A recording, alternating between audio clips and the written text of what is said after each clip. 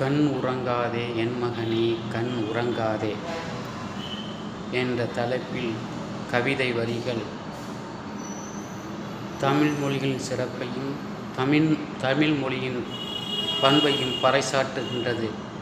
பாரோர் போற்றிடும் பண்பு நிறைந்த தமிழ்நாட்டில் சீரோங்கும் செல்வமென செழித்து வந்த நன்முத்தே, காவியங்கள் பாடுகின்ற கன்னித் தமிழகத்தில் ஓவியமாய் வந்தவனே ஒளிர்கின்ற பொற்சிலையை தென்றலை தூதுவிட்டு தெம்மாங்கு இசைத்துவிட்டு நன்றன புகழ்கின்ற நாம் பேசும் செம்மொழியாய் என்று செழித்திருக்கும் நேரத்தில் கண்மணியே கற்கண்டே கண்மூடி கண்துயிலாய் பாடி வரும் காவேரியும் பன்னிசைக்கும் பொன்னி நதியும் ஓடி செழித்திருக்கும் மொந்தன் தமிழ்நாடு கல் தோன்றா மண் தோன்றா காலத்தில் நம் தமிழில் சொல் தோன்றி நாம் பேச சுகமளித்த செம்மொழியாம்.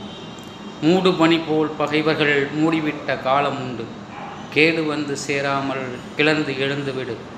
இலக்கண இலக்கியத்திற்கு எம்மொழிக்கும் ஈடுண்டோ, துலக்கிய பொற்குடமாய் துலங்குமம்மாய் செம்மொழியும்.